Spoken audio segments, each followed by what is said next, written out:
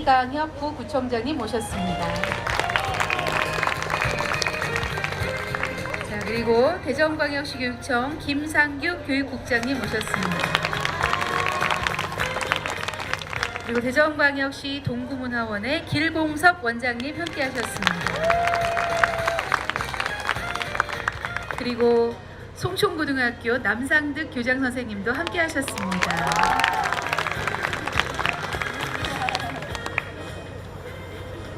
네. 자, 그럼 먼저 환영사를 들어보도록 하겠습니다. 우한민성교육 포럼이 열리는 것을 환영하는 그런 환영사를 들어보도록 하겠습니다. 먼저 대전광역시 동구 이강혁 부구청장님께서 환영사를 하시겠습니다. 자, 무대 위로 모시겠습니다. 여러분 박수로 환영해 주시면 감사하겠습니다.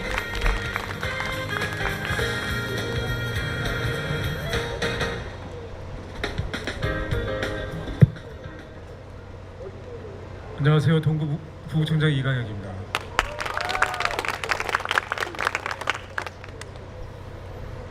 위에서 우한문화재 축하 말씀을 하고 이제 내려와서 인성 포럼에 대해서 포럼도 개막하는 자리에 왔는데요. 포럼 하면은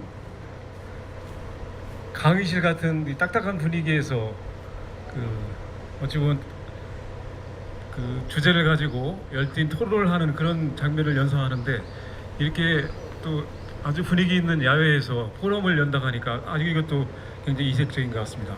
우리 우한문화재만이 가지고 있는 아주 특장점이 아닐까 생각합니다. 더구나 올해는 처음으로 이제 우한문화재 프로그램의 하나로서 이렇게 새롭게 포럼을 개최하는데, 우한 선생님의 어떤 사상과 정신을 기리고 우리 현대를 살아가는 우리들한테 어떻게 방향을 제시하고 삶의 좌표를 제시해 주실 것 같은 그런 선생님의 업적을 계속 발전시키는 데 있어 아주 중요한 어떤 계기가 되리라고 생각합니다. 특히 이 자리에는 학생들이 많이 오셨는데 우리 포럼을 통해서 우한 선생님을 새롭게 인식하고 또 우리 어떤 삶의 어떤 좌표로 삼아가는 데 있어서 널리 전파가 돼서 어린 학생들부터 어린애들이 이르기까지 좋은 큰 역할을 해주리라고 기대하고 또 그렇게 생각합니다. 오늘 또 포럼도 역시 준비하시는 애쓰신 동구문화원장님을 비롯한 여러분들, 특히 TJB 방송국에서 이렇게 사회도 모시고 지원을 많이 해주시는데 감사의 말씀드립니다.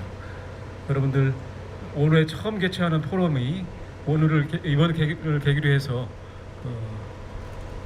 우한문화재의 가장 대표적인 프로그램으로 자리 잡고 더욱더 발전해 나가기를 기대합니다. 고맙습니다. 네, 감사합니다. 네, 대전광역시 동구의 이강혁 부구청장님의 환영사 들어봤습니다. 자, 계속해서 대전광역시 교육청 김상규 교육국장님께서 우한민성교육포럼에 대한 축사를 해주시겠습니다. 무대 위로 모시겠습니다. 여러분 환영의 박수 부탁드리겠습니다.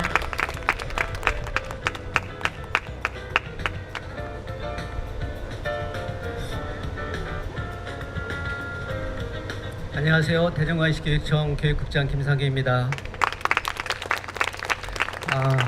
정말 이 좋은 계절에 이 남간정사에서 이런 뜻깊은 행사를 갖게 된 것을 축하하고, 또 이 자리에 참석하신 우리 학생 여러분들 잘 오셨습니다.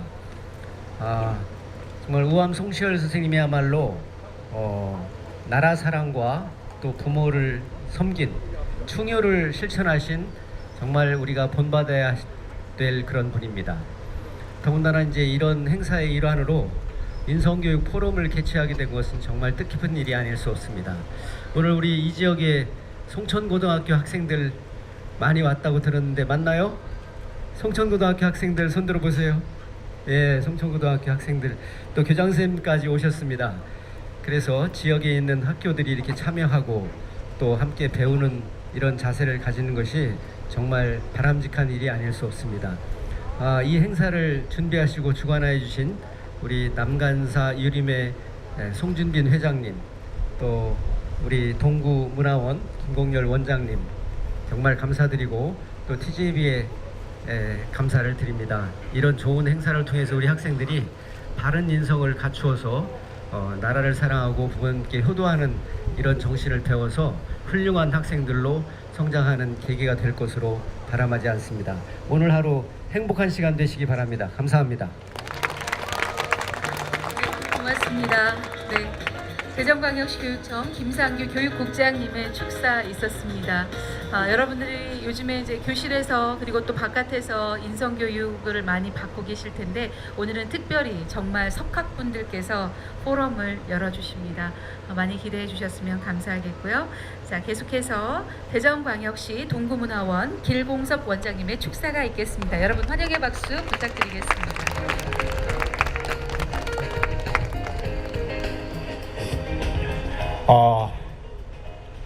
만장하신 학생 여러분, 한 500명은 온 것 같습니다.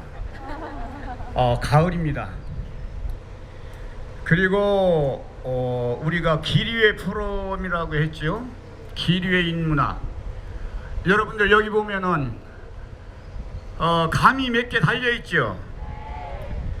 이것이 무엇인가 아세요? 이것이 바로 까치밥이라고 하는 겁니다. 우리 선조들은 미물에게도 겨울에 먹을 양식을 이렇게 나눠줬습니다. 이것이 송자 선생님 인성이고 송자 선생님의 사상인 것입니다. 그래서 오늘 이 자리에서 훌륭하신 선생님들께서 오셔가지고 그 송자 선생님을 다시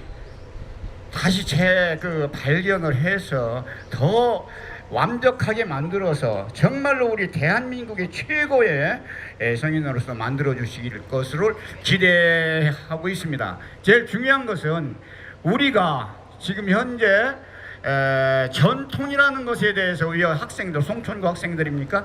전통이라는 것에 대해서 약간 불편하고 약간 좀 우리에게 낯설고 그렇지만은 전통은 정말로 우리 조상님들의 뿌리입니다. 뿌리라고 하죠. 뿌리. 그 뿌리를 여러분들께서 찾는 그런 시간이 되시기를 바라겠습니다. 정말 좋은 시간 되실 겁니다. 예, 감사합니다. 오늘 행복하십시오. 네, 감사합니다. 대전광역시 동구문화원 길봉섭 원장님의 축사가 있었습니다. 아우, 가을 분위기를 담은. 안녕하시죠. 제가 오늘 아까 말씀을 드렸기 때문에 특별히 말씀드릴 건 없고 오늘 특별히 제가 말씀드리고 싶은 것은 오늘 이 포럼에 나오시는 석학 교수님들한테 특별히 감사의 말씀을 드립니다.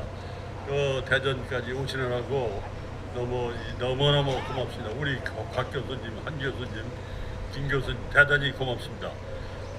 그리고 오늘 한 가지 이 사과 말씀드릴 건 뭐냐면은 화양동에서 화양서원이 있습니다. 화양동에 우암 선생의 서원이 있어요. 그런데 화양서원의 향사가 오늘이에요. 바로 오늘 이 시간에 하고 있습니다. 그래서 우암 선생 그 후손 또 은진송 씨들이 대부분 그쪽으로 참여를 하게 돼서 오늘 이 자리에 많이 못 나왔습니다. 대단히 미안합니다. 간단하게 인사 말씀 드리고 이것으로 마치겠습니다. 감사합니다. 여러분 받으신 그 리플렛에 남간사 유회 있죠? 그 남간사 유회를 이끌고 계시는 우리 송준빈 회장님이셨습니다. 자, 바로 그러면 포럼 발제를 시작하도록 하겠는데요. 오늘의 그 질의응답과 포럼을 진행을 해주실 분을 여러분들께 소개를 해드리겠습니다. 여러분 헤럴드 경제 신문 아시죠? 네, 헤럴드 경제 서병기 문화부장님을 소개를 해드리겠습니다. 박수로 환영해 주시기 바랍니다. 네, 안녕하십니까.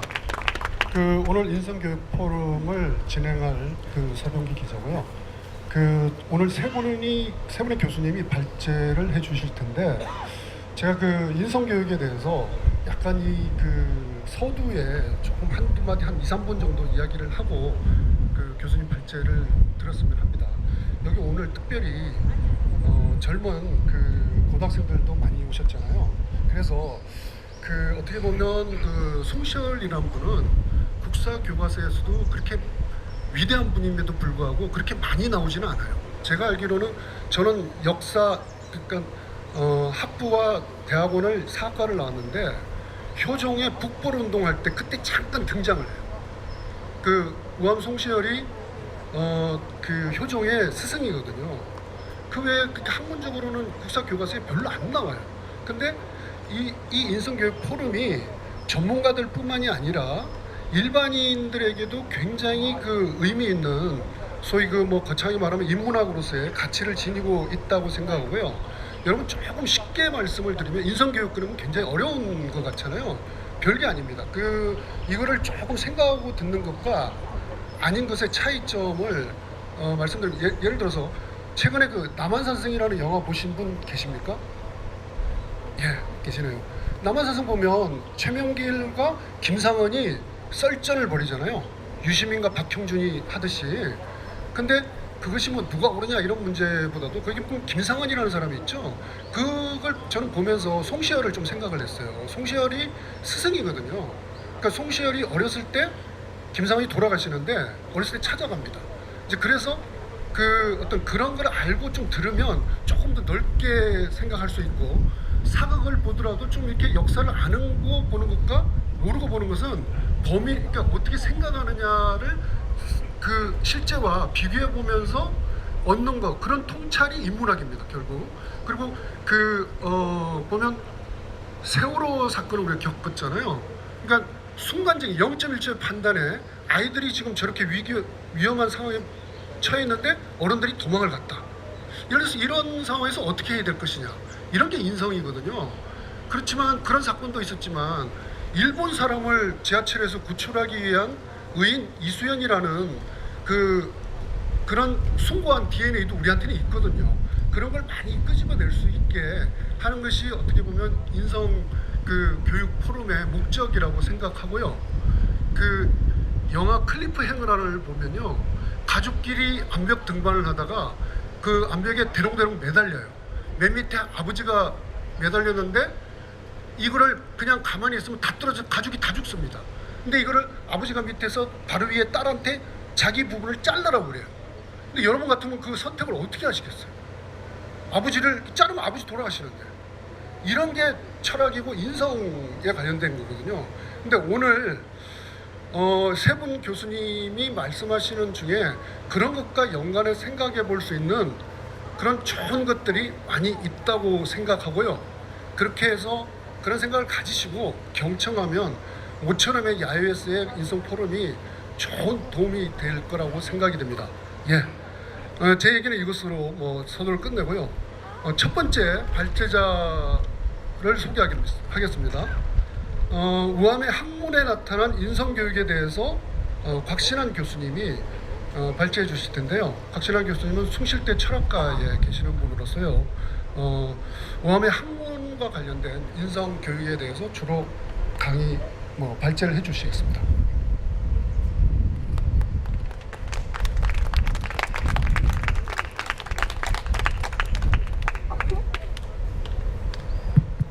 (15분) 정도 부탁합니다. 하늘이 창조주가 또는 상제가 만물을 만들 때에 모든 만물들에게 명령을 내렸습니다. 너는 이렇게 살아라. 이것이 네가 살아가야 할 본분이다 라고 하는 명령이죠. 하늘이 내린 명령이니까 거부할 수가 없습니다. 대체할 수가 없습니다. 무상명령, 결코 피할 수 없는 명령입니다. 만물이 받은 하늘로부터의 명령을 동아시아에서는 본성이라고 말을 합니다. 근데 글자 그대로 만물, 사람도 있고 동물도 있고 식물도 있고 그 밖에 무생물이라고 하는 것들도 있어요. 그런 것들에도 모두 본성이 있는데 특별히 사람이 받은 본성이 있다고 합니다. 그걸 우리가 인성이라고 말을 하지요. 그 사람이 받은, 하늘로부터 받은 무상명령, 절대명령, 대체 불가능한 명령, 비거역적인 명령, 이것을 그대로 구현하는 것, 실천하는 것을 우리가 도라고 말을 합니다. 이게 인성을 제대로 구현하는 것을 우리 동아시아 문화 속에서는 도라고 하는 말로 나타냈습니다. 오늘 우암 송시열 선생이 생각하셨던 도, 그분이 생각하셨던 진리에 대해서 잠깐 생각해 보도록 하겠습니다. 왜 우암 선생에게서 이 도를 이야기하느냐? 우암 선생은 여기서 가까운 옥천 구룡천에서 태어나셨습니다. 그리고 83년의 생애를 사셨습니다. 그분은 옥천에서 태어나셨고 회덕에서 사시면서 학문을 하셨지만 그분의 발걸음은 조선조로서는 8도 곳곳 미치지 않은 곳이 없습니다. 그분의 영향을 받지 않은 사람이 없습니다. 그분을 추앙하지 않은 사람이 없습니다. 그분은 이 지역 출신이지만 지역의 현자에 그치질 아니하고 나라의 현자였습니다. 나라의 스승이었습니다. 그분은 17세기에 사셨던 분이지만은 17세기 한 세대에 멈추었던 분이 아닙니다. 금년이 그분의 410주년 출생 탄생 기념해가 되지요. 4세기를 넘어서 5세기에 걸쳐서까지 계속해서 추앙을 받고 계신 분이십니다. 이분의 사상을 우리가 잘만 정리한다면 나라 안의 스승으로서 그치는 것이 아니고 400년의 스승으로 그치는 분이 아니라 글자 그대로 글로벌 리더의 품성을 지니고 있었던, 글로벌 리더가 될 수 있는 충분한 진리의 체계를 수립해 놓으신 그런 분이기 때문에 그분이 도에 대해서 깨달았던 것, 그분이 살아가면서 보였던 삶의 행적을 살펴보고자 하는 것입니다. 여러 가지 말씀을 제가 준비했는데 오늘 주어진 시간이 많지 않아서 간략하게 언급하고 넘어가도록 하겠습니다. 모든 생명체가 소리를 가지고 있는 동물이 마지막 순간에, 임종의 순간에 내는 음성이 있습니다. 새가 소리를 낼 수 있고 짐승이 소리를 낼 수 있는데 대부분의 경우 그 소리가 참으로 선하다, 아름답다고 이야기를 합니다. 사람이 임종 무렵에 마지막에 내는 소리를 우리는 유언이라고 그럽니다. 비명 행사의 경우가 아니라면은 안정된 삶을 지니고 마지막 임종의 순간을 맞이하게 될 때는 그 삶의 총체적인 결론이 그의 유훈 속에 나타날 수밖에 없습니다. 우암 송시열 선생은 83세 1689년이 된 그 해에 6월 달에 사약을 받으시게 되는데 5월 말쯤에 문인과 제자들을 모아놓고 유훈을 남겼습니다. 그 유훈은 내용이 크게 두 가지입니다. 하나는 노래보면 공자께서 아침에 도를 들이면 저녁에 죽어도 좋다라고 말씀을 하셨는데 나는 80여 년의 생애를 살면서 아직 도를 충분히 깨닫지 못하고 이제 죽게 되었다. 이것이 대단히 안타깝다. 도라고 하는 건 조금 전에 말한 대로 본성을 구현하는 것인데 하늘이 나에게 참으로 아름다운 본성을 구현해 주셨건만 이 본성을 100% 발휘하지 못하고 죽게 되었으니 내가 하늘에 죄를 짓고 가는 것 같은 심정이다. 너희들 나의 이 안타까운 심정을 이해해다오.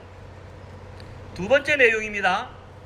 일찍이 주자께서 말씀하시기를 천지가 만물을 생성하실 때 그리고 성인께서 만사에 대응하실 때 오직 한 가지의 원칙만이 있었는데 그 원칙은 정직 또는 솔직이라고 하는 것이다.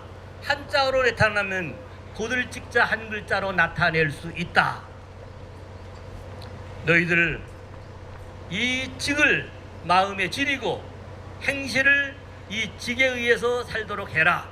공자께서 말씀하시기를 직이 없는 삶은, 정직이 없는 삶은, 솔직하지 않은 인생은 아무리 화려하고 아무리 오래 산다 할지라도 그것은 유행이 죽음을 면한 것일 뿐 아무런 의미가 없는 삶이다라고 하셨으니 이 말씀의 의미를 진정코 깨달을 수 있는 그런 자세의 그런 마음가짐을 가지고 남은 생애를 살아다오 이 두 가지 유언을 남겼습니다.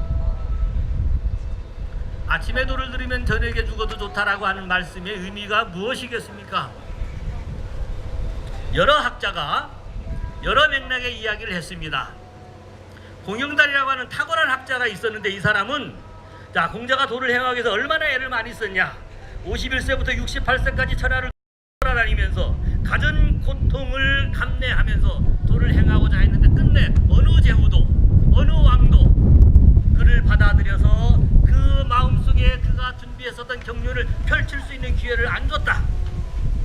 이제 68세가 되어서 몸이 노쇠해져 가지고 고향으로 돌아갈 수밖에 없는 상황이 되었는데 그 무렵에 그의 마음속에 지금 어느 제후국에서라도 내 생각을 내 아이디어를 내 경륜을 받아들여서 그것을 적극적으로 실천한다고 하는 소식이 들려온다면 얼마나 좋겠는가. 그렇다면 내가 오늘 저녁에 죽어도 괜찮아. 이런 심정으로 말했을 거다. 공영다리가 그렇게 해석을 했습니다. 일리는 해석이고 합리적인 해석이고 상황을 잘 반영하고 있는 그런 해석입니다. 그런데 이후의 학자들은 이런 해석을 인정하면서도 또 다른 해석을 합니다. 그것은 도라고 하는 건 조금 전에 말한 하늘이 내린 명령인데 하늘이 나에게 내린 진정고 온전한 명령의 뜻이 무엇인지를 내가 제대로 알았더라면은 한순간도 시행착오가 없이 살 수 있었을 것이고 그 상제께서 내린 하늘이 내린 그 명령을 내가 제대로 100% 120% 실천하고 가서 내가 하늘에게 상제에게 창조주에게 절대자에게 칭찬받을 수 있을 터인데 그렇게 된다면 오래 사는 것이 문제가 아니다. 학처럼 오래 살고 또는 그 밖에 거북이처럼 오래 사는 것이 결코 중요한 문제가 아니다. 많은 사람들이요 오래 살려고 노력하지 마세요. 화려하게 살려고 하지 마세요. 진정코 당신에게 주어져 있는 참된 사명이 무엇인지 그것을 깨닫고 그것의 진실한 삶을 글자 그대로 굵고 짧게 살아도 괜찮습니다 라고 하는 말씀으로 해석을 하였습니다. 우암 선생은 일찍부터 이 말씀을 마음에 두었습니다. 그의 아버님이 그에게 일러주었습니다.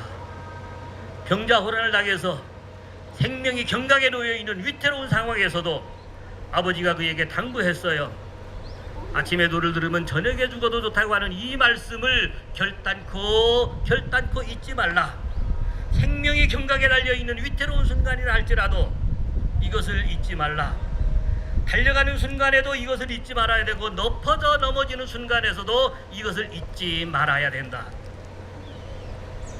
근데 이 말씀을 그는 임종의 자리에서까지 내가 충분히 못했으니 너희들이라도 잘해다오 하는 부탁을 했었던 것입니다. 또 다른 명제, 천지가 만물을 창조하고 성인이 만사에 대응했던 원칙이 있는데 그 원칙은 솔직함이다 라고 하는 말씀입니다. 서양 속담에 여기 학생들 잘 아실 겁니다. Honest is the best policy. 이 말을 왜 서양 사람들이 그렇게 좋아하는지 아마 영어 시간에서도 배웠을 겁니다. 근데 우암 선생은 일평생 마음속에 간직하고 있는 게 있었어요. 한자어로는 상리버 청명정대지역입니다. 언제나 청명정대한 지역에 서 있도록 해라. 지역이라고 하는 건 어떤 장소를 이야기하기도 하겠습니다만은 가장 중요한 것은 마음의 상태를 말합니다. 어떤 경우에도 내 마음이 내가 서 있는 장소가 청명하고 정대해야 된다. 일본 도시자 대학에 가면은 윤동주의 묘비가 있습니다. 한 해에 12만 명의 한국인들이 동지사 대학의 윤동주 묘비를 찾아간다고 그래요. 어쩌면 한국에서 청년들이 가장 좋아하는, 학생들이 가장 좋아하는 시인이 윤동주일 것입니다. 하늘과 바람과 별과 시라고 한 그 시의 서문에서 하늘을 우러러 한 점 부끄러웠기를 입새에 이는 바람에도 나는 부끄러워했다. 이 말이 바로 청명정대 지역을 말하는 것입니다. 어떤 사람은 홀로 걸어갈 때는 자기의 그림자에도 부끄럽지 않아야 되고, 홀로 누워 잘 때는 자기가 덮고 자는 이부자리에도 부끄럽지 않아야 된다. 남들이 보지 아니하는 곳에서 특별히 삼가해야 되고, 남들이 듣지 아니하는 곳에서, 말하자면 익명의 자리에서 우리는 삼가하고 조심해야 된다. 그런 자리에서도 조금 더 부끄러움이 없는, 어두운 방구석에 들어가 있다 할지라도 방구석을 지키는 귀신에게조차 부끄럼 없는 삶을 살아야 된다 라고 하는 것이 전통사회의 선비들이 한결같이 지니고 있었던 마음 자세였습니다. 이것을 우암생은 한마디로 상리버 청명 정대 지역이라고 말씀하셨습니다. 그리고 이 두 가지를, 도를 깨닫는 것, 언제나 정직하게 살아가는 것, 그것을 자기의 일생의 목표로, 지향점으로, 궁극적 가치로 설정했었던 분입니다. 그래 이분은 이런 목표를 설정하고 있는 것에 그치질 않았습니다. 그분은 열심히 공부했습니다. 이분이 공부법을 크게 두 가지로 요약할 수가 있습니다. 한 가지는 온고의 지신의 공부법입니다. 많은 사람들이 온고의 지신을 옛 것을 익히고 새 것을 알자 이렇게 해석을 하는데, 뭐 이렇게 해석을 해도 크게 잘못될 것은 없습니다만은 이 해석은 온고의 지신의 본래적인 의미는 아닙니다. 온고의 고자는 옛 고자가 아니고 내가 이미 겪었던 것, 내가 관계했었던 것, 그런 뜻입니다. 그래 온고는 내가 이미 배웠던 것, 내가 이미 읽었던 것, 내가 이미 겪었던 것, 내가 옳다고 생각해서 받아들이고 했었던 것, 그런 것들을 마치 음식물을 푹 삶아내듯이 다시 익히고 또 익혀라, 그런 뜻입니다. 그렇게 되면 어떻게 될까요? 그것에 대해서 내가 갖게 되는 알미, 그것에 대해서 내가 이해하는 것이 달라진다고 하는 겁니다. 새로워진다는 것입니다. 더 높이 볼 수 있고, 더 멀리 볼 수 있고, 더 깊숙이 이해할 수가 있다고 하는 것입니다. 그래야만 남들의 지도자가 될 수가 있습니다. 그래서 논어에서도 온고의 지신해야 남의 스승이 될 수 있다고, 남을 이끌어갈 수 있다고 이야기를 했습니다. 우암생은 철저하게 온고지신의 공부를 했습니다. 그분은 경전을 읽고 또 읽었습니다. 맹자 같은 경우는 1000번에 걸쳐서 읽었다고 그랬습니다. 그 가운데 호연장이라고 하는 부분은 몇천 번을 읽었는지 본인도 기억할 수가 없다고 했습니다. 어리석은 공부법 같지요? 왜 하나의 텍스트를 그렇게 여러 번 읽겠습니까? 왜 어느 한 챕터를 걸쳐서 챕터에 수천 번에 읽고 또 읽는 에너지 낭비를 했겠습니까? 그러나 그는 그렇게 함으로써 남이 못 보는 것을 보았고, 남이 듣지 못하는 소리를 들을 수가 있었습니다. 그분의 또 다른 공부 방법은 멘토를 찾는 것입니다. 스승을 찾는 것입니다. 스승의 날에 마음이 불편한 사람들이 많이 있을 수 있어요. 나는 유치원 때부터 지금까지 대학을 졸업한 이때까지 한 번도 존경할 만한 스승을 만나지 못했다. 그 남들이 카네이션 들고 찾아가는 모습이 부럽기 짝이 없어서 홀로 외진 곳에 가서 쓸쓸해하는 사람, 또는 특정 대상을 지정하지 아니었고 분노를 토하는 사람들 종종 많이 볼 수가 있습니다. 훌륭한 선생을 만나는 것은 분명히 축복입니다. 그런데 한편으로는 훌륭한 선생은 우리가 찾아가야 되는 것입니다. 아무리 자질이 훌륭해도 우리보다 먼저 살았던 분은, 먼저 경험했던 분은 그것만으로도 우리들보다 훨씬 더 많은 지혜를 갖추고 있을 수 있기 때문입니다. 스승을 찾아가지 아니하는 것은 하나는 나태함이고 또 다른 하나는 교만입니다. 나태한 자와 교만한 자. 이제 나태하다고 하는 것은 옛 고전에서는 인색함이라고 하는 용어로 나타내기도 했습니다. 사람들이 흔히 말하기를 인색하다고 하는 것은 재물을 아끼는 것만을 생각합니다마는, 인색의 본래적인 의미는 자기의 실수를 인정하지 아니하는 것, 자기의 과오를 용납하지 아니하는 것을 나타내는 글자이기도 합니다. 내가 부족한데 스승을 찾아가지 아니하고, 내가 많이 부족함에도 불구하고 마치 많이 가지고 있는 것처럼 교만을 떠는 것, 그것이 스승을 찾아가지 못하는 사람의 태도입니다. 논에서 공자가 말하기를 교만한 사람과 인색한 사람은 다른 자질이 아무리 훌륭하다 할지라도 나머지 부분은 전혀 볼만한 것이 없다. 심지어 주나라를 세운 주공과 같은 자질을 지니고 있다 할지라도 그가 만일에 교만하다면, 그가 만약에 인색하다면 그의 나머지 재능은 아무 소용이 없다. 공자님의 말씀입니다. 누천년 동안 온 세계 곳곳에서 추앙하고 있는 공자 성인께서 그렇게 말씀하셨습니다. 스승을 갖지 아니하는 것, 올바른 스승을 갖지 아니하는 것, 자기의 멘토를 갖지 아니하는 것, 자기의 삶의 지침을 얻을 수 있는 스승을 찾아내지 못하는 것, 대단히 어리석고 어리석은 일입니다. 그런데 우암송시열 선생은 15살에 옥천 구룡천에서 충남 논산에 있는 사기의 김장 선생을 찾아다녔습니다. 전후 10여 년간 찾아다녔습니다. 거리가 거의 100리 가까이 될 것입니다. 걸어서 다녔다고 했습니다. 그는 나이 39살이 되던 해에 당시 75세의 노구를 안고 있는 청음 김상은 선생을 찾아갔습니다. 경기도 양주 석실에 살고 계셨습니다. 그는 글자 그대로 불원천리 스승을 찾아갈 줄 아는 그런 마인드를, 그런 마음을 가졌습니다. 그것이, 그런 자세가 오늘날 우리가 우암 선생을 우암 선생으로 떠받들 수 있는, 우리가 오늘날 우암 선생을 송자라는 칭호를 붙이면서 공자, 맹자, 주자와 더불어 어깨를 나란히 할 수 있는 그런 성인 대열에 이르는 사람이라고 이야기할 수 있는 원천이 되었고 근거가 되었고 계기가 되었습니다. 그는 사계 김장 선생으로부터 예를 배웠습니다. 합리성을 배웠습니다. 마치 홍수가 나고 가뭄이 들면 산천초목이 망가지거나 메말라 버리듯이 물을 잘 조절해야만 되는데, 물을 잘 조절하는 장치를 제방이라고 이야기하지요. 인간에게 있어서는 감정의 조절이 필요한데, 감정이 갑자기 쏟아져 나와도 감정이 지나치게 메말라도 안 돼서 감정을 상황에 맞게끔 적절하게 마치 찰랑찰랑 물이 넘치는 것처럼 그렇게 유지해야만 산천초목이 윤택해지는 것처럼 우리들의 삶이 아름다워지는 것인데, 그것을 나타낼 수 있는 장치가 바로 예라고 하는 것이죠. 따라서 예는 합리성과 더불어 보편성과 더불어 구체적인 상황을 잘 적절하게 만들어낼 수 있는 그런 지혜가 담겨져 있습니다. 이런 지혜의 1인자가 사계 김장 선생이었는데, 그분을 이어서 조선 예학의 대가로 발돋움한 사람이 우암 송시열 선생입니다.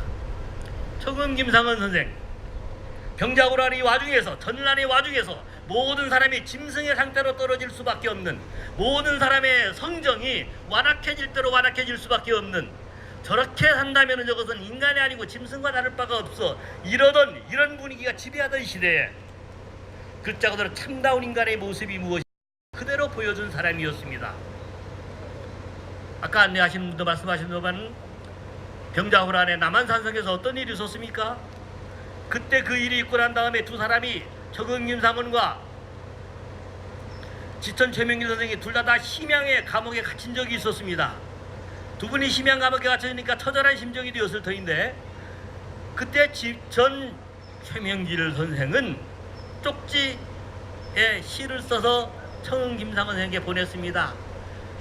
좀 긴 시지만 압축하면은 끓는 물도 물이고 얼음도 물이다. 무슨 뜻이겠습니까? 당신은 척화를 했고 나는 주화를 했지만 종묘사적을 위하는 애민애족의 마음은 조금도 다를 바가 없지 않았겠느냐라고 하는 자기 심정의 표현이었습니다. 그런데 이 쪽지 시를 받아본 청음 김상은 선생은 상황이 아침 저녁으로 급변하여 예측 불가능하다 할지라도 사람이라면 치마와 저고리를, 무옷과 아랫도리 옷을 바꾸어 입을 수는 없는 것이다. 어느 것이 옳다 그러다 판정하는 건 적절하지 않습니다. 그런 지향에 철저하게 충실하게 사셨다라고 하는 것을 여러분들이 주목하셔야 될 것입니다. 이 두 분, 사계 김장 선생에게서 배우고 또 청음 김상은 선생에게서 대의를 배우면서 그는 그 이후의 사업을 펼쳐갔습니다. 조선조 역사에서 나타나는 그 예송의 문제가, 그리고 17세기 이후에 나타나는 이른바 북벌 대의의 문제가 바로 이 두 스승으로부터 물려받은 에너지 자원, 그 지침의 강건함에 토대를 두고 있었던 것입니다. 예나 이제나 의로운 사람은 호의호식하지 못합니다. 의로운 사람은 언제나 핍박 속에 있습니다. 모함을 받기 마련이고, 그리고 해코지를 당하게 되어 있습니다. 우암 선생의 일생도 모함과 해코지에 점철되어 있는 그런 삶의 과정이었습니다. 한 번도 그는 호의호식해 본 적이 없었습니다. 그는 83세에 사약을 받고 죽었습니다. 사약을 받고 죽을 만큼 그에게는 끊임없는 모함이 뒤따르고 있었습니다. 그래서 친구들은 그에게, 야, 너는 조금 남한테 이기려고 하는 성질이 있어. 너는 말이 좀 강해. 고집이 있어. 말이 많아. 그러면 허물이 많고 남들로부터 질시의 대상이 되고 남들이 탓하게 되어 있어. 너는 허물을 없애려고 노력해야 돼. 이 말을, 이 충고를 어드바이스를 그대로 받아들였습니다. 그래서 그는 우함이라고 하는 호를 짓게 되었습니다. 나에게는 허물이 많을 수 있다. 그렇습니다. 누구든지 나에게는 잘못이, 약점이, 허점이 많이 있을 수 있다. 이런 것을 항시 자각을 하고 살면은 자기의 부족을 채워갈 수가 있습니다. 그리고 의를 지향해 가면서 다가오는 모든 환난에 대해서 대처할 수 있는 능력이 있습니다. 우암생은 많은 고난을 겪었지만, 순환을 겪었지만, 마지막에 사약을 받고 죽는 그런 수모를 겪었지만, 그러나 역사는 이야기합니다. 그분만큼 그의 도가 형통한 사람이 없었다. 그분만큼 그의 뜻을 온전히 이루어내는 사람이 없었다. 많은 사람이 이론적인 학문에 그쳤지만 그는 실제적으로 학문을 뛰어넘어서 개인적인 실천에서는 넘어서 그는 그의 뜻을 이루어낼 수 있었던 그런 삶을 살았다. 이른바 치명수지의 삶을 살았다. 그렇게 평가를 합니다. 큰 사업을 일으켜서 치명수지의 삶을 살았던 우암 선생, 그 출발은 나는 도를 깨달아야 되겠다. 상제가 내린 명령을 절대적으로 100% 순종해야 되겠다. 그리고 나는 어떤 경우에도 곧게 반듯하게 정직하게 살아야 되겠다. 이 정신에 입각해서 이루어진 삶의 파노라마였다고 하는 것을 기억해 주시기를 부탁합니다. 이상 말씀을 마치도록 하겠습니다.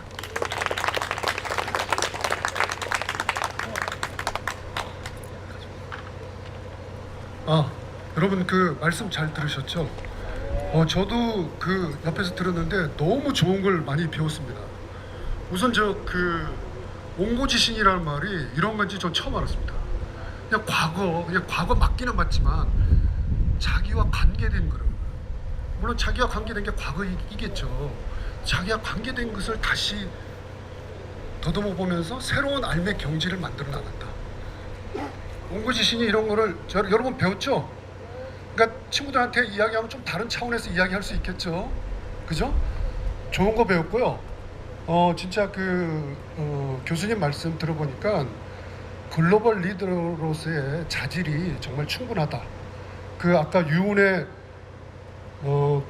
도와 직 두 가지 말씀을 하셨잖아요. 그리고 청명정대 지역이라는 그 말씀, 정말 그 익명의 자리에서 삼가하고 조심한다. 이게 뭘까요? 여러분 아무도 안 보는 데서 침을 뱉으면 되겠습니까? 뭐 이렇게 그런 게 이런 남이 보나 안 보나 자기 생활이 자기 관리가 체질화되어 있는 이런 경지를 말하는 것 같고요. 그 다음에 그 인색이라는 단어 뜻도 그를 해석하는 것도 저 처음 알았습니다. 인색은 우리는 보통 짠돌이를 인색하다고 그러잖아요, 그죠? 근데 짠돌이만 말하는 게 아니네요, 보니까.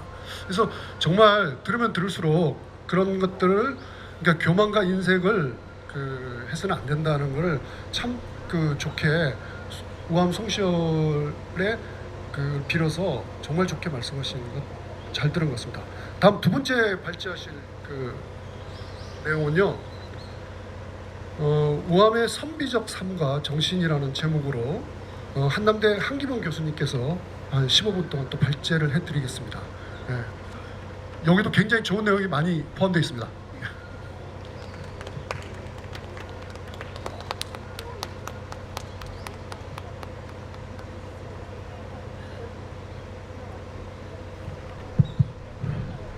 여러분 반갑습니다. 한남대학에 있는 한기범입니다. 오늘 이 인성포럼 강의가 전개되는데 인성이란 무엇인가, 또 인문학이란 무엇인가, 이런 질문들을 많이 받습니다. 어떻게 접근하는 것이 바람직할까? 옛사람들에게서 배워야 된다, 저는 그런 생각을 하는데, 옛사람들의 공부를 보니까 경전과 역사에서 배웠습니다. 경전은 이론을 제공하지요. 그리고 그 이론을 가지고 어떻게 살았는가 하는 결과를 적어놓은 것이 역사입니다. 실천이 없는 이론은 의미가 없습니다. 그렇기 때문에 두 가지를 같이 봐야 된다. 그래서 이제 앞에서 우리 곽신환 선생님이 경전의 바탕에서 철학적 얘기를 아주 잘 해주셨습니다.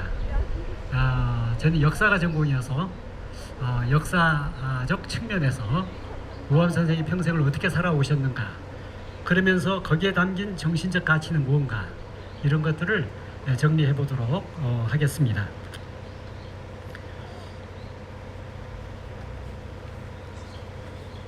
바로 시간을 좀 전략하게요. 자, 여기에 보이는 부분은 우암 선생이 옥천서 태어나셨다 하는 것을 기념하기 위해서 세워놓은 유업입니다. 왼편이 그 우암 선생의 유업이가 되고, 오른편에 있는 것이 그 외할아버지 곽자방 선생의 충신정려가 됩니다. 임진왜란이 났을 때 조헌 장군 휘하에 가서 싸우다가 절사를 했습니다. 우리는 뭘 알 수 있습니까? 이 가문에 의리정신이 출중한 측면이 있구나 하는 것을 하나 확인할 수가 있습니다. 이거는 송촌에 있는 동춘당입니다. 8살 때 송촌에 오셔서 한 살 더 많은 동춘당 송중길 선생하고 함께 사략이라는 역사를 공부하게 됩니다. 한 1년간 공부를 했지요. 아까 우리가 경사를 얘기했는데, 경전과 역사, 어려서부터 역사를 공부한 것을 확인할 수가 있습니다. 이거는 이제 12살 때입니다. 그 아버지로부터 교육을 받게 되는데요. 그 아버지가 교육을 하시면서 말씀하기를, 오늘의 주자는 공자는 이 주자가 바로 공자의 후세이고, 그리고 또 율곡은 또 주자의 그 후예다. 그러니까 공자를 배우기 위해서는 율곡으로부터 공부를 해야 된다 하는 것을 가르쳤습니다. 이것이 바로 도통이 되겠지요. 평생토록 이 도통적 원칙에 맞게 공부를 하고 사고하고 실천을 했습니다. 공자, 맹자, 주자, 그리고 율곡으로 이어지는, 가까이로는 바로 또 사계 김장생 선생으로 이어지는 그런 학통을 존중하면서 성리학과 예학을 공부했습니다. 그 다음에 이제 그 양성당이 나오는데요. 이거는 이제 아까 그 곽 선생님 얘기를 하셨죠. 15세부터 연산에 가서 공부를 하셨다. 한 10여 년간 공부한 걸로 되어 있는데, 그 공부했던 집이 아무래도 양성당 이지 않았을까. 지금 양성당은 옮겨놓은 집입니다만은 그때부터 공부를 해서 많은 제자들 중에서 수제자의 지위를 받게 됩니다. 주로 예학을 여기서 공부를 했습니다. 자, 그 다음에 이거는 26살 때 옥천에서 대전으로 이사를 옵니다. 처음에는 송촌으로 왔다고 되어 있는데, 송촌 어디 와서 살았는가 하는 것은 확인할 길이 없습니다. 그런데 여기서 살면서 주로 그 송촌동 뒤에 있는 그 비례암이라고 하는 계족산의 비례암에 가서 공부를 주로 했습니다. 그 비례암이 지금은 사라지고 없습니다. 그런데 이 건물 중에 왼편에 있는 건물이 보이는데, 그 왼편에 있는 건물에 보면 비례암이라는 글자가 새겨져 있어요. 그 비례암 기가 있는데 그 내용을 소개를 하고 있습니다. 그 집은 이 나무가 하나 서 있는데, 나무를 중심으로 해서 이렇게 가로로 집이 있었고, 지금은 그 자리에가 이제 비례사라는 절이 있습니다. 옛날에는 겨울이 되면은 산에서 거주하기가 어려우니까 대개 이제 겨울 공부는 되게 그 빼는 수가 있습니다. 그러면 그 집을 관리하고 또 유지해주는 사람이 필요한데 되게 승려들이 그 일을 했어요. 그런 것이 인연이 돼서 되게 옛날에 산에 있던 서당들이 오늘날 불교 건물로 사찰로 바꿔지는 수가 많이 있습니다. 비례사 역사 될 수 있습니다. 예, 그 다음에는 이제 벼슬길에 나간 부분입니다. 대전에 와서 살고 있는 동안에 이제 과거에 응시하지요. 27살에 생원 시험에 장원입니다. 당시에 생원에 장원했다라고 하는 것은 대단한 위상을 갖습니다. 젊은 소장층으로서는 최고의 엘리트다라고 하는 것을 공증받는 셈이 되는 거죠. 이 생원 장원으로부터 출발을 해서 뒷날 그 벼슬이 좌의정에까지 올라가게 되는데 가까이로는 2년 후 29살 때 복림대군의 스승이 됩니다. 복림대군이 바로 뒷날에 효종이 되는 것이고 그것으로 인해 가지고 두 사람의 북벌 운동이 싹트게 되어지는 거죠. 예, 그런데 바로 그 스승이 된 이듬해에 병자호란이 일어났습니다. 그래서 복림대군은 소현세자와 더불어서 볼모로 청나라에 잡혀가는 신세가 됐어요. 그래서 이제 더 가르칠 수가 없어서 우암 선생은 시골로 낙향을 합니다. 그때 내걸었던 말이 뭔가 사무가사지이라 선비가 가히 나가서 벼슬할 의리가 없다. 왜냐하면 청나라에게 지금 지배를 받고 있는 상황이니까 나가서 정치를 해봐야 꼭두각시 노릇밖에 못할 것이다. 그러느니 차라리 내가 시골로 내려가서 후학들을 가르치면서 뒷날을 기약하는 것이 옳을 것 같다. 그래서 이때 이제 황간 영동으로 내려가게 됩니다. 여기에서 한천정사라는 집을 지어놓고 이제 후학들을 가르치기를 10년간 하게 됩니다. 그 10년 후에 다시 대전으로 이사를 오거든요. 그때가 42살인데 지금은 유성구의 학하동이 있습니다만은 지금 그 자리가 자광사라는 절이 서 있습니다. 근데 이 절이 서 있는 오른편 벽 옆에 보면은 조그마한 빗돌이 하나 세워져 있는데 그 빗돌이 바로 우암에 여기 와서 사시던 곳이다 라고 하는 것을 증명해주는 빗돌이 되겠습니다. 자, 여기에 성전 영당지라고 나와 있죠. 그 땅이 성전이고 그리고 거기에 우암 선생의 영상을 모셔두고 제자들이 공부를 하고 또 그 뜻을 계승하고자 했기 때문에 거기를 성전 영당이라고 불렀는데 그 성전 영당이 있던 터에다가 지금 비를 세운다. 그래서 성전 영당지라 하는 빗돌이 서 있습니다. 그런데 이게 천하의 명당입니다. 근데 이 해가 바로 뭐냐면 효종이 임금 자리에 올라가셨을 때예요. 볼모에서 돌아와 가지고 임금 자리에 올라가서 이제는 치욕을 씻기 위해서 북벌을 시작해야겠다. 이것을 은밀하게 곳곳에다가 알리고 있던 때입니다. 그때를 맞이해서 바로 이 천하명당인 성전으로 이사 왔던 거 아닐까. 큰 뜻을 이루고자 하는 그런 염원이 담겨 있는 것 같습니다. 그 다음으로 47세에 이제 소제고택으로 왔다 그랬는데 이거는 중간에 북벌 운동이 좌절됩니다. 김자점이라고 하는 자가 북벌을 하려고 하는 의지를 청나라에다가 밀고를 해버립니다. 자당의 이익을 위해서, 좌파의 이익을 위해서 국가 대계를 이렇게 무너뜨린 자들이 역사에 보면 꼭 나옵니다. 그래서 산림들이 북벌을 하려는 의지를 접고 그들의 강압에 의해서 할 수 없이 낙향을 하게 되는데 이때 바로 지금 대전의 소재동에 있는 곳에 와서 고택을 짓습니다. 그리고 이제 그때에 능이남이라는 그 집을 짓고 후학들을 가르쳤다고 되어 있는데 능이남의 위치가 바로 이 자리이지 않을까 이렇게 추정을 하고 있습니다. 제자들을 가르치기 위한 서당이지요. 이 공간이 바로 능이남 털거다 이렇게 보고 시점이 정확하진 않습니다만은 소재동으로 이사 온 걸로 봐서 가까우니까요.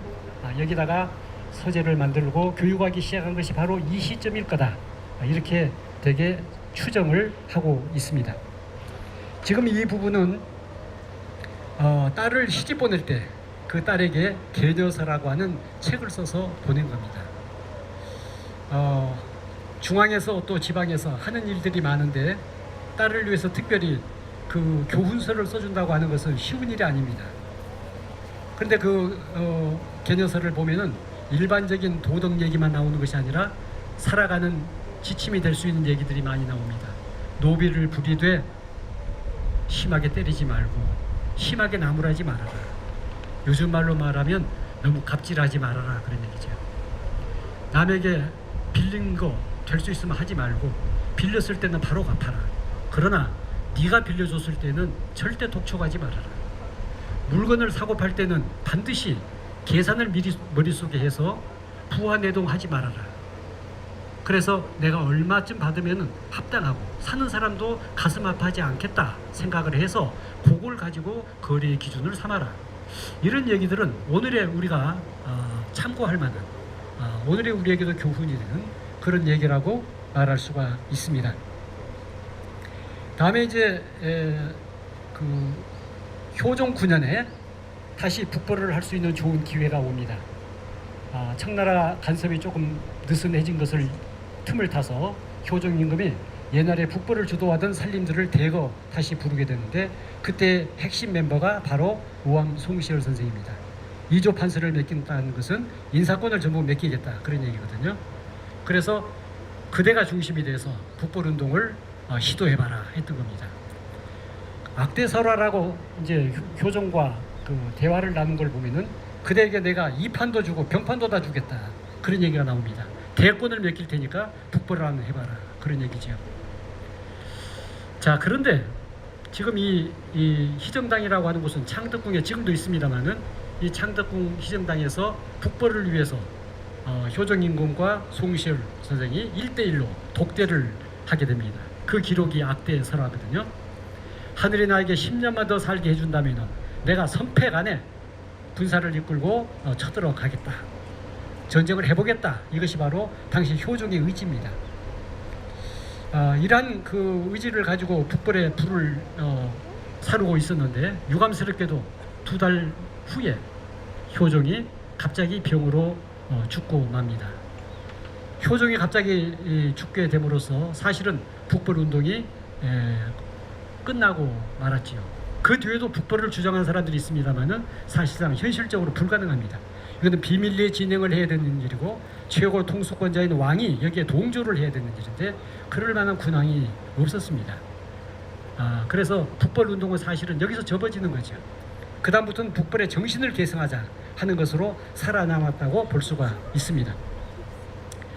서울에 계시는 동안에 서울에서는 송동에 살았습니다. 우암이 사셨던 동네를 송동, 송씨가 살았던 동네다. 그래서 송동이라고 돼 있어서 지금도 팻말을 해놓고 있고요. 그 옆에 보면은 증주벽립이라고 하는 게 벽에 새겨진 글자입니다. 증자와 주자 그 의리로 우뚝 서 있는 것이 마치 그 벽이 우뚝 서 있는 것과 같다. 그런 증자와 주자의 의리 정신을 가지고 살겠다 하는 그런 의지를 보이고 있습니다. 송시열 선생의 글씨입니다. 그리고 저 글씨는 나중에 제주도 유배 갔을 때 거기다가 똑같이 또 새겨서 그 정신을 계속 계승하겠다는 의지를 확인할 수도 있습니다. 그 다음에는 이제 은거를 했을 때의 얘기들입니다. 56세에 강경으로 가셔서 팔궤정이라는 집을 짓습니다. 그 팔궤정 옆에는 누가 있었냐면은 스승 김장생 선생이 사시던 임리정이라는 정자가 있습니다. 스승 사시던 곳을 따라가서 가겠다, 그런 마음을 가지고 가신 것 같습니다. 당시의 상황을 객관적으로 말하면 우암 선생이 대단히 어려움을 겪을 때입니다. 예송으로 인해 가지고 남인들의 공세를 집중적으로 받을 때였어요. 그럴 때 아픈 마음을 가지고 아마 거기를 가신 거 아닌가, 그런 생각이 듭니다. 근데 여기서 팁을 하나 드리면, 여기 지금 팔궤정이 있는데 우암 선생이 사시던 집이지요. 그런데 여러분 택리지라고 아시죠?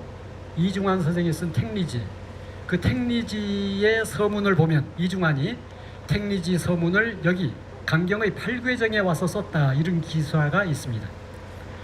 요건 좀 특이한 일이죠. 왜냐하면 그 이중환은 전형적인 남인입니다. 송시열은 또 전형적인 서인이지요. 그런데 어떻게 남인이 그 서인 계보의 이 종장이 살고 살았던 집에 와서 이 책에 서문을 쓸 수 있었을까? 많은 사람들이 질문을 합니다. 제가 조사를 해보니까 그 대답이 어디에서 구해질 수 있는가? 다음 장에서 구해집니다. 자, 이거는 중림서원이거든요. 지금 강경 팔괘정이 있는 곳에 가보면 임리정, 팔괘정, 그리고 그 아래에 중림서원이 있습니다. 옛날에 황산서원이죠.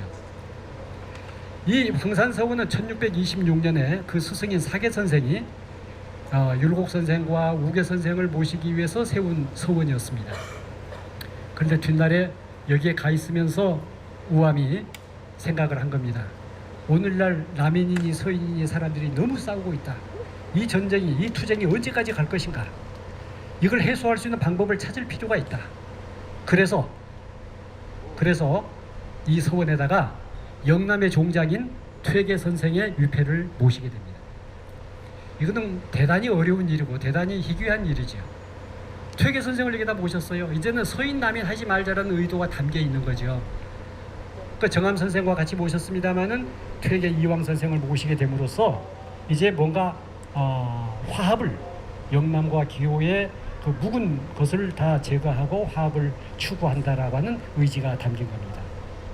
뒤에 서원 옆에 있는 건물들은 모두 이제 그 서원의 제실과 같은 성격을 가지고 쓰여졌으므로 서원에서 향사를 드릴 때는 서인도 오고 남인도 올 수 있는 명분이 되는 거죠. 그래서 결국은 이중환도 여기에 올 수가 있었고, 그래서 여기에서 아마 택리지의 서문을 쓴 것이 아닌가 이렇게 볼 수가 있습니다. 우암 선생을 너무 독점적이고 너무나 일방적이고 그렇게 그 비난을 합니다마는 이런 측면들을 우리가 되새겨 봐야 될 것입니다. 서울에서 회덕에서 서울로 다니면서 중간에 머무는 지점이 있었습니다. 그게 바로 수원입니다. 수원 만의라고 하는 곳이죠. 여기에 자리를 잡고 이제 사시면서 내가 죽으면 여기다가 뼈를 묻어야겠다. 그래서 초장지로 정해놨습니다. 실제로 우암이 처음에 묻힌 곳은 바로 여기입니다. 수원 만이에요. 지금 저 산을 잘 보면은 동항이 저 위에서부터 날개를 쫙 펴고 앞으로 날아오는 그런 형국입니다. 근데 그 가운데쯤에서 초장지를 정해놓고 여기에 묘소를 가지고 있다가 뒤에 청천으로 지금은 옮기고 그 아드님과 며느님 묘소만 여기가 있습니다. 그런데 이 오른쪽 그림을 잘 보세요. 오른쪽 그림은 지금 진경산수도의 대가인 정선이 그린 바로 무봉산중이라고 하는 겁니다. 무봉산중에서 거처하며 학문에 열중하셨다. 여기 거처하면서 공부하는 우암의 모습, 그것을 그려놓은 그림이에요. 현장을 가보면 정말로 폰으로 막 사진을 찍어놓은 그 우암 시대를 그런 것 같은 생각을 갖습니다. 물이 흐르고 있고 그 옆에 지금 또 서재를 만들어 놓고 있거든요. 근데 이제 이 그림과 여러분이 1,000원짜리의 뒤를 보면은 그 새겨져 있는 그림이 있을 거예요. 1,000원짜리 뒤에 거기 보면은 계상정거도라 하는 그림이에요. 그 그림은 역시 정선의 그림인데 그거는 퇴계 선생이 시냇가 위에다가 서당을 지어놓고 거기서 공부하시던 거다. 이걸 그림으로 그려놓은 거거든요. 그러니까 이 무봉산중하고 또 계상정거도하고 이런 그림들을 겸재 정선의 그림으로 다 한 곳으로 모으고 그 다음에 퇴계 선생의 주자서 저료의 글씨를 또 모으고 거기에 대해서 발문, 맨 뒤에 쓴 걸 발문은 우암 선생이 2번 쓰셨는데 그 얘기를 또 모으고 그래서 16장짜리 책자를 만들었어요. 그것이 뭐냐면 바로 퇴우 이 선생 진적첩이라고 하는 거예요. 몇 년 전에 이 서울 K 옥션에서 경매가 있었어요. 저 16장짜리 그 진적첩이 얼마에 팔렸는가?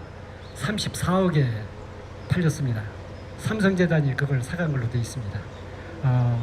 여기서 일단 우리가 이제 우암과 그 퇴계와의 관계 이것을 마음에 좀 새겨두기를 바랍니다.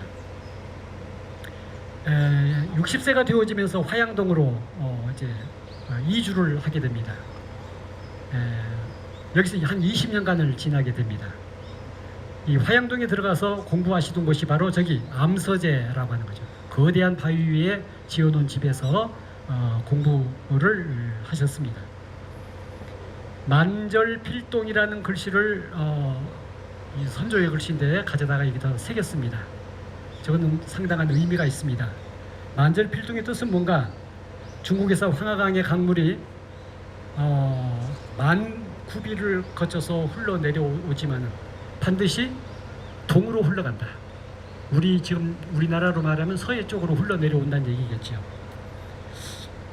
이거는 그 말 속에 사필규정이라 일은 반드시 올바른 대로 돌아간다 하는 의도가 담겨 있을 수 있고, 중국과 조선의 관계가 혈맹의 관계였다라고 하는 그런 그 관계, 문화적 동질성의 관계, 이런 내용들을 같이 공동으로 담고 있습니다. 여기서 이제 만자와 동자를 따서 뒤에 보이는 만동묘가 만들어지게 됩니다.